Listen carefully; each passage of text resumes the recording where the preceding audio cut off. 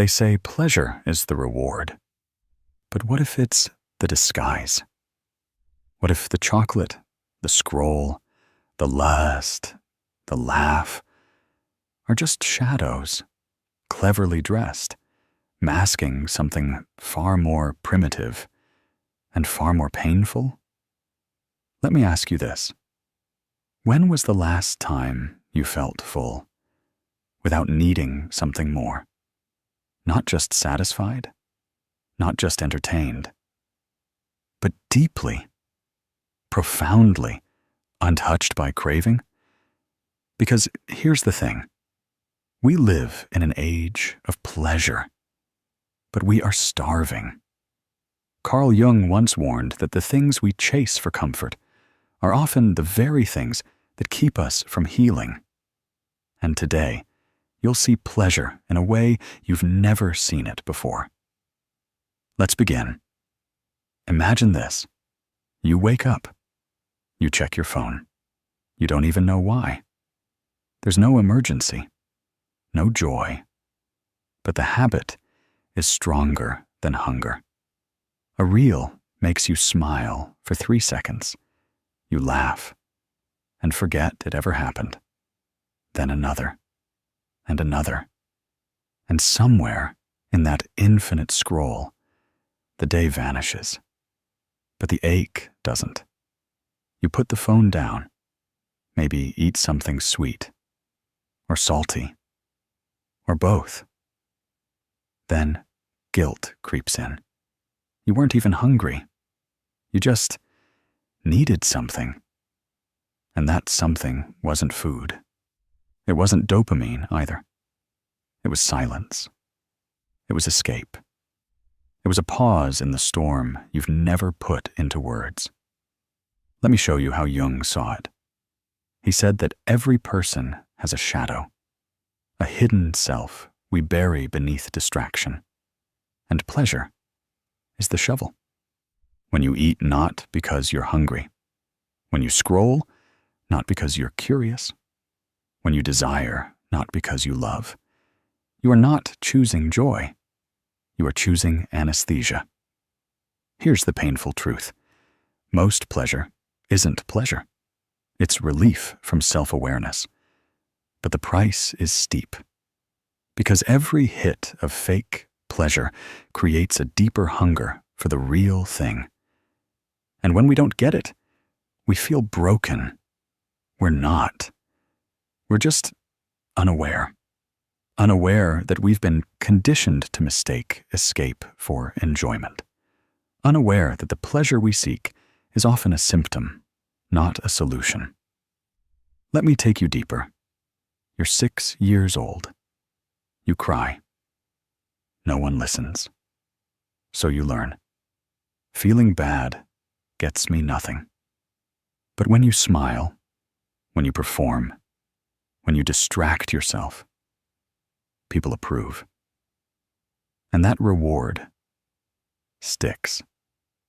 So you repeat it for years, until adulthood, where your pain becomes unspoken and your pleasures become loud, louder than your loneliness, louder than your fears, louder than the child inside you who just wanted to be held. But here's what most people never realize. Pleasure has memory. Every time you use it to silence pain, you wire your body to fear stillness. Stillness becomes unbearable, which is why you can't sit alone, why you need music in the shower, why silence feels like punishment. And Jung knew this. He saw how pleasure, when misused, becomes an enemy of the soul. Not because pleasure is evil, but because we misuse it. The real enemy is the avoidance it allows. Now, before we go further, I want you to do something. If this resonates, if you've ever felt that strange guilt after indulging in something that should have brought joy, subscribe. Not just because it helps this message reach more people, but because you are not alone in this. And comment below. What moment hit you the hardest so far? because it's not weakness to admit it. It's strength to witness it. Now let me show you the trap. Imagine a person walking through a desert, chasing mirages. Each time they run to one, it vanishes. But they don't stop. They think, the next one will be real. That's what pleasure is, when it comes without purpose. And here's the irony. Real pleasure, the kind that feeds the soul, is often quiet. It doesn't demand. It doesn't distract. It doesn't numb. It expands you. It's in a deep conversation. It's in finishing something you feared. It's in waking up and realizing you no longer need the thing that used to control you. But we don't crave that kind, because it's not easy. And yet, it's the only kind worth craving. Carl Jung once wrote, "People will do anything, no matter how absurd, to avoid facing their own soul." And pleasure is the most beautiful absurdity we've ever invented. Let's keep going. Let's rewind. You're a child again. You fall and scrape your knee. It stings. You cry. And someone says, "Here, have a cookie. Don't cry." Or, "Stop crying. Look, a cartoon's on." That moment stays with you, not consciously, but neurologically. Your brain learns pain equals punishment, feeling equals weakness. And the solution? Pleasure. So you grow. And without knowing it, you become fluent in distraction. Pleasure becomes your translator. It speaks when you're too afraid to say, "I'm not okay." It dances when you're too tired to admit, "I'm empty." It smiles when all you want to do is scream. But here's what no one tells you. Every time you replace emotion with stimulation, you lose a little more intimacy with your true self. Carl Jung warned, when the inner world is ignored, the outer world becomes louder. And what is pleasure if not the loudest thing in our lives? The scroll, the buzz, the ping, the binge. They scream so we don't have to listen. But listen to what? To this. The ache underneath. The need for meaning. The desire to belong. The wound of being unseen. You see, pleasure is not bad. It's sacred when chosen with intention. But it becomes poison when it replaces presence. Let me ask you this. Have you ever felt guilty after pleasure? After watching one more episode? After texting someone you shouldn't have? After buying something you didn't need? After eating when you weren't hungry? That guilt isn't because you did something evil. It's because a part of you knows you weren't really fed. You just avoided the hunger. This is where most people misunderstand Carl Jung. They think shadow work is about becoming darker or edgy. But that's shallow. Shadow work is about looking at the moments you betray yourself for relief and saying, "I see you, and I choose truth over escape." Let me give you a story. There was a person who couldn't stop chasing relationships. They said they were hopelessly romantic. But every relationship ended the same. Intensity, obsession, crash, repeat. And when asked why they couldn't stop, they said, "I just love love." But that wasn't true. What they loved was distraction. Because when they were alone, the silence got too loud. Turns out, they never learned to sit with their wounds. So pleasure became the plaster, until it couldn't hold anymore. This story isn't rare. It's the hidden story of millions. People who confuse longing with love, scrolls with joy, numbing with healing. And the danger isn't that these pleasures exist. The danger is when we never question why we need them. Here's the myth we need to destroy. Pleasure is not healing. Pleasure is not peace. Pleasure is not power. Pleasure is a tool, and tools, when misused, turn dangerous. Let's flip this around. Think of the last time you delayed gratification. You resisted that message, that craving, that click, and later, you felt proud, peaceful. Why? Because discipline isn't just control. It's self-trust. And trust is the real high. Because when you trust yourself, pleasure no longer controls you. You choose it, intentionally, fully, freely. That's when pleasure becomes beautiful again. Not a drug, not a chain, but a celebration. Now imagine this. You walk into a room. There's no noise, no phone, just you. And instead of panic, you feel home. Not because you have everything, but because you are everything.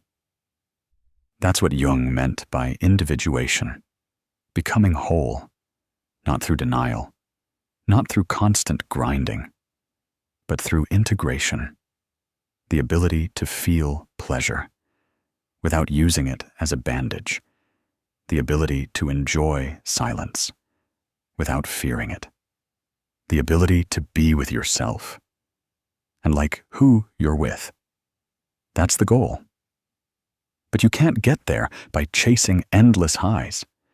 You get there by lowering the volume of your distractions and listening to what they were covering up. So, what does that look like? It looks like noticing when you reach for the phone and asking, what am I avoiding?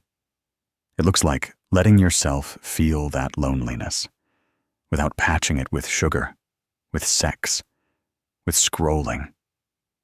It looks like choosing the slower pleasure, the one that takes effort, that demands presence, that comes with delayed reward. Because here's the hidden truth.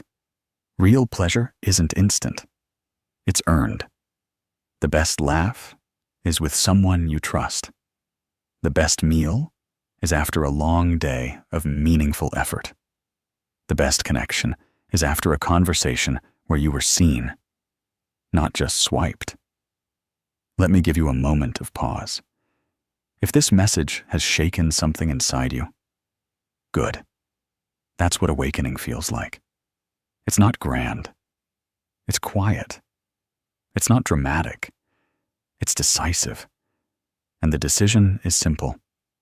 Will I keep numbing the ache with quick pleasures?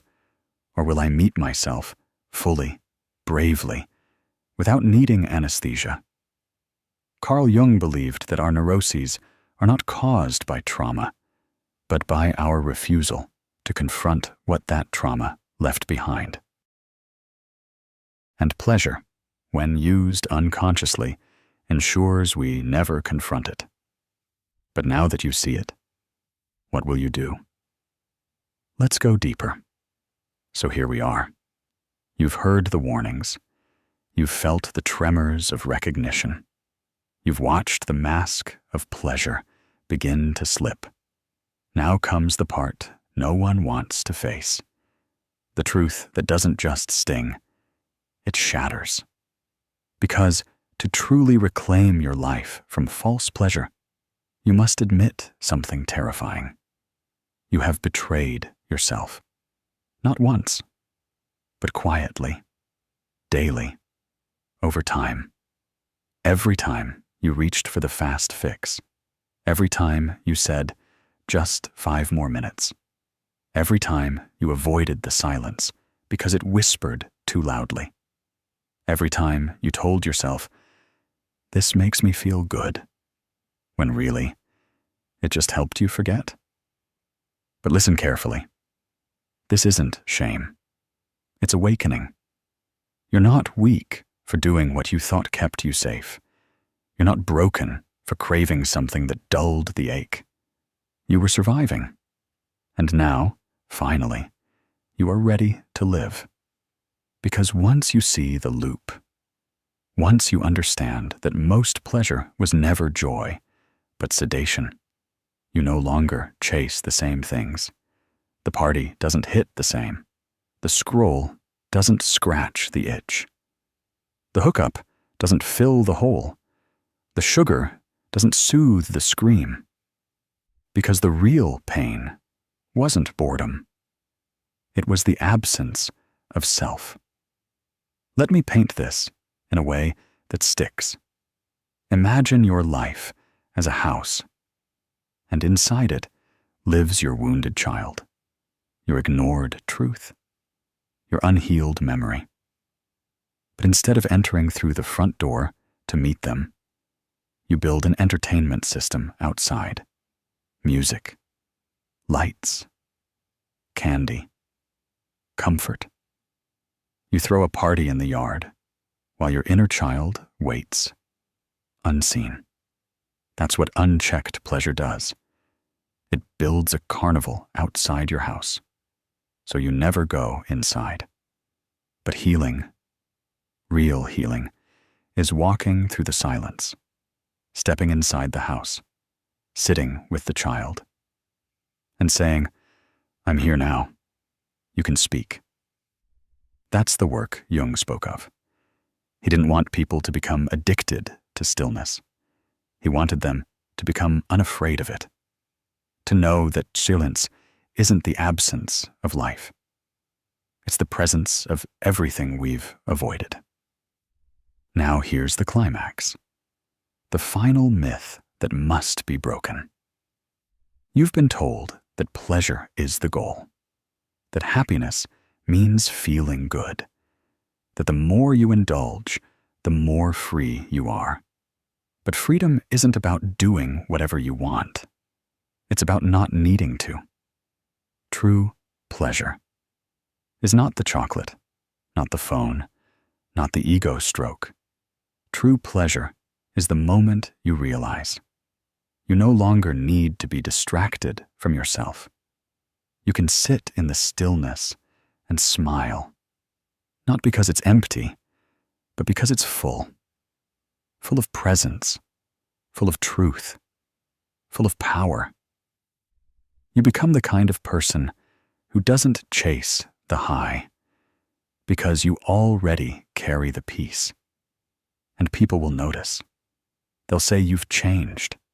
You'll speak slower, pause longer, laugh less frequently, but more deeply. And they'll ask, "Why don't you drink as much?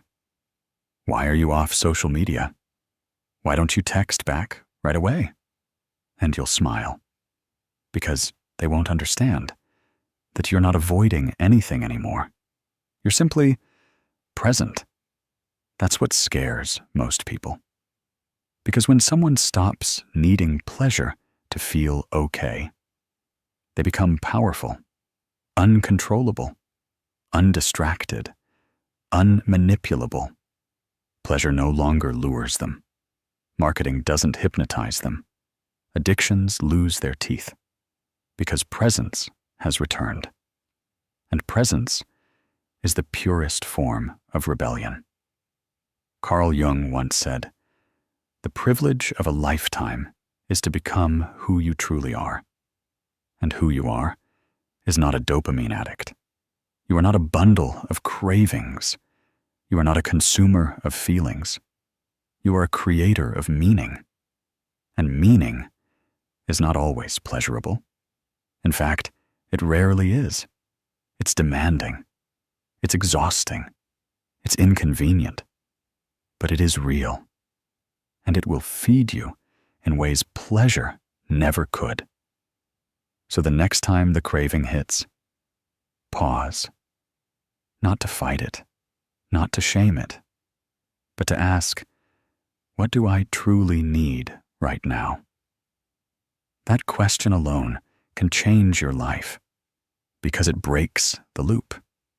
It hands you the pen. It reminds you, you are not your hunger. You are the one who chooses how to feed it. So let me leave you with this. You'll never look at pleasure the same again. Not because it's evil, but because now you see it clearly. You'll still laugh, still love, still enjoy the sweetness of life. But you'll do it with awareness. And that awareness will protect you from trading your peace for temporary comfort. It will make your joy sacred, your relationships cleaner, your habits stronger, and your silence golden. Because the pleasure you don't need to chase is the only kind worth having.